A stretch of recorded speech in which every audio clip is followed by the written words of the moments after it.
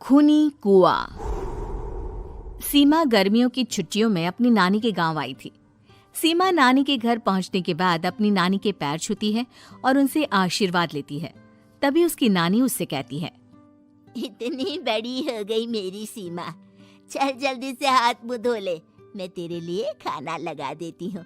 भूख लगी होगी ना? हाँ नानी, भूख तो लग रही है मुझे, आपके हाथ के बने हुए पीले दाल और चावल खाने की। कितना टाइम हो गया है मुझे आपके हाथ का बना हुआ दाल चावल खाए हुए।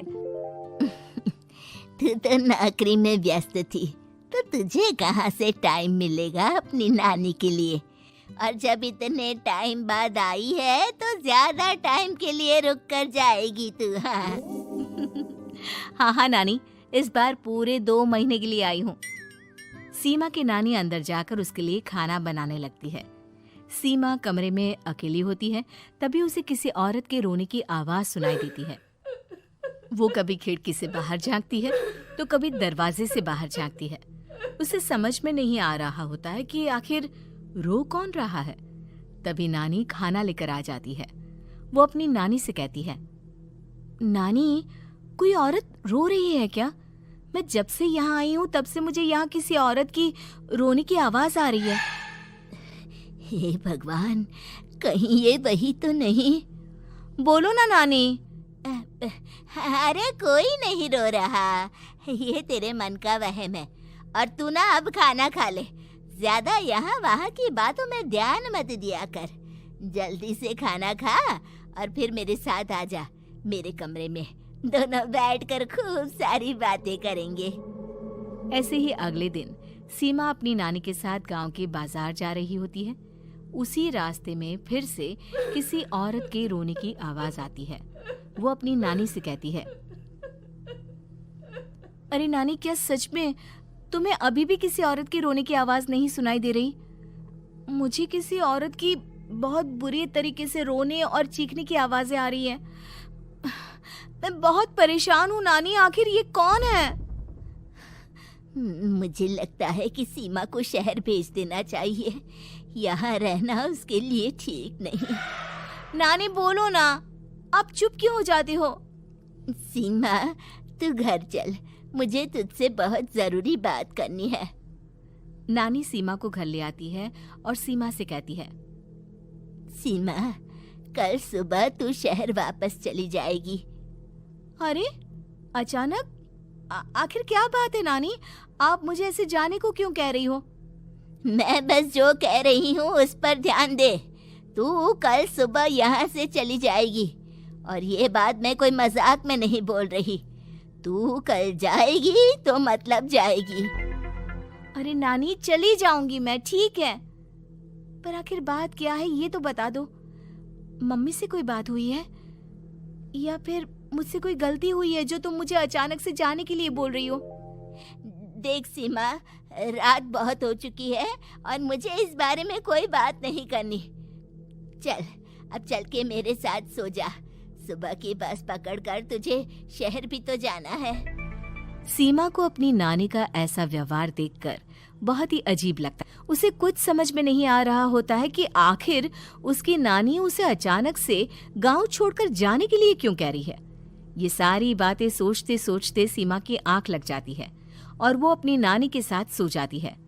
ऐसी ही आधी रात को सीमा को फिर से किसी औरत की रोने की आवाज सुनाई देती है। वो उस औरत की आवाज सुनकर बार बार करवटें बदल रही होती है और तभी उसे सपने में भी एक अजीब सी औरत की परछाई दिखाई देती है, जो इतना चीख चीख कर रो रही होती है कि सीमा डरकर उठ जाती है। वो पूरे पसीने पसीने हो रही होती है। वो अपने आसपास देखती है तो घर में बिल्कुल शांति का माहौल होता है। सीमा घबरा जाती है। वो अपनी नानी को जगाने की कोशिश करती है, मगर उसकी नानी नहीं जगती। सीमा को फिर से उस औरत की रोने की आवाज सुनाई देती है। आखिरकार सीमा अपने आप को रोक नहीं पाती और वो घर का दरवाजा खोलकर बाहर निकलती है। आखिर ये माजरा क्या है? आज तो मैं पता करके रहूंगी। अब आवाज का पीछा करते हुए सीमा आधी रात को गांव के चौपाल के पास बने कुएं के पास पहुंच जाती है, जहां कुएं की चारों ओर बेड़ियां लगी होती हैं। उन बेड़ियों में लगे हुए ताले के साथ एक लाल रंग का कपड़ा और माता रानी का कलावा बंधा होता है। उस कुएं में से सीमा को किसी के रोने की आवाज आती है। सीमा परेशान हो जाती है। इस कुएं में कौन है? कौन है यहाँ? सुनो, कौन है? कौन रो रहा है? वो चिल्ला चिल्ला कर पूछती है और साथ ही लोगों को जगाने की कोशिश करती है, मगर किसी को भी उसकी आवाज सुनाई नहीं देती। अब सीमा खुद उस कुएं के पास की बेड़ियों और तालों को खोलने की कोशिश करती है और किसी तरह कुछ देर की मशक्कत के बाद सीमा उसको खोल भी देती है। और जैसे ही वो कुआं खोलकर उसके अंदर झांकती है, सीमा उस कुएं में गिर जाती है। इतने में उसकी नानी की नींद भी खुल जाती है और सीमा को पास ना देखकर नानी परेशान हो जाती है। नानी घबराकर पूरे घर में उसे ढूंढने की कोशिश करती है, जिसके बाद उसकी नानी और सभी लोग उस खूनी कुएं के पास जाते हैं और सीमा की नानी कुएं के पास खड़ी होती है। सभी गांव वालों और सीमा की नानी को सीमा के चिल्लाने की आवाज आती है। बचाओ, कोई मुझे बचाओ। मेरी बच्ची, हम आ गए, हम तुझे बचा लेंगे। नानी, मुझे यहाँ बहुत डर लग रहा है। यहाँ इंसान की कटी हुई मुंडिया, हाथ, पैर और कंकाल है और खून भी है। नानी, मुझे डर लग रहा है। आप सब मेरी मदद कीजिए, नहीं तो ये खूनी कुआं मेरी बच्ची को भी खा जाएगा। अरे मुझे तो ये समझ में नहीं आ रहा कि आखिर इस खूनी कुएं को खोला किसने। सालों पहले इसको इतनी मुश्किलों के बाद तांत्रिक बाबा ने बंद किया था। अरे पूरा गांव खूनी कुएं के बारे में अच्छे से जानता है, तो कोई भी जानबूझकर तो ऐसा करेगा नहीं। मतलब किसी ने अनजाने में इसे खोल दिया है भैया। सीमा को इस बारे में मालूम नहीं था और जब से वो यहाँ आई थी तभी से उसे किसी औरत के रोने की आवाज़ें भी सुनाई दे रही थी। कहीं सीमा ने ही तो उसे नहीं खोला। अगर ऐसा है तो फिर सीमा का बचना बहुत मुश्किल है। वहीं कुएं के अंदर सीमा रोते हुए बैठी होती है कि उसे आवाज सुनाई देती है जो कुएं के बाहर खड़े गांव वालों में से किसी को सुनाई नहीं देता। आज सालों के बाद मुझे ताजा खून मिलेगा। तेरा खून पीकर आज मैं अपनी प्यास बुझाऊंगा।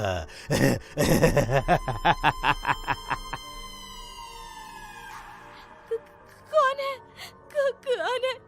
मत मारो प्लीज, मुझे जाने दो प्लीज। मैंने किसी का क्या बिगाड़ा है? वो तुझे मरने के बाद पता चल ही जाएगा। जितने में गांव वाले और सीमा की नानी कुछ सोच पाते, उतने में उन्हें सीमा के चिल्लाने की आवाज आती है और अगले ही पल सब शांत हो जाता है। क्या हुआ? सीमा, मेरी बेटी। माफ करना बहन, लेकिन अब सीमा वापस नहीं आएगी। हमें एक बार फिर से कुएं को बंद करना होगा। गांव वाले तभी तांत्रिक को बुला कर लाते हैं। एक बार फिर अपनी शक्ति से तांत्रिक बाबा उस कुएं को हमेशा हमेशा के लिए बंद कर देते हैं और वहां एक बोर्ड लगा दिया जाता है कि यहाँ आना मना है।